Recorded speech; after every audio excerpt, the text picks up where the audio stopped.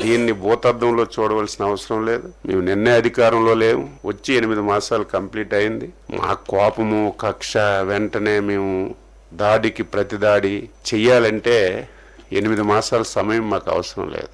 మేము ఒక డెసిషన్ తీసుకున్నాం. చంద్రబాబు నాయుడు గారి ఆధ్వర్యంలో ఎన్డీఏ ప్రభుత్వం దాడికి ప్రతి దాడి అనేది రాజకీయాల్లో మంచిది కాదు.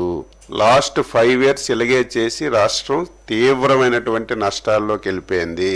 ఈ 8 మాసాల్లో మేము ఈ చెవులు ఆ చెవుల్లో దూది పెట్టుకున్నాం. మా కార్యకర్తలు తిట్టినటువంటి తిట్లకి మనం అధికారంలోకి వచ్చాం. 5 సంవత్సరాలు నరకం పడ్డాం, ఊచకోత కోశారు. మీరు అధికారంలోకి వచ్చి ఏం చేస్తున్నారని మమ్మల్ని కార్యకర్తలు బూతులు తిట్టినా, సోషల్ మీడియాలో తిట్టినా సరే దాడికి ప్రతి దాడి అనేది మంచి విధానం కాదు. అలాగని చెప్పి చేతకాని ప్రభుత్వం కూడా కాదు, చేతులు కట్టుకొని ఉండం.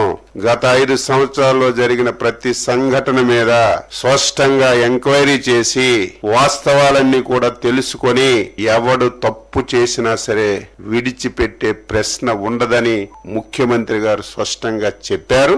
అదే జరుగుతుంది. కానీ కక్ష సాధింపు చర్యగా మేమేది చేయడానికి ఇష్టపడం, భవిష్యత్తులో కూడా ఉండదు. కానీ తప్పు చేసిన వాడు తాత్కాలికంగా తప్పించుకొని తిరగొచ్చు తప్ప ఏదైనా ఒక రోజు చట్టానికి లోబడి శిక్ష అర్హుడవుతాడు. ఈ రోజు కూడా అదే జరిగింది.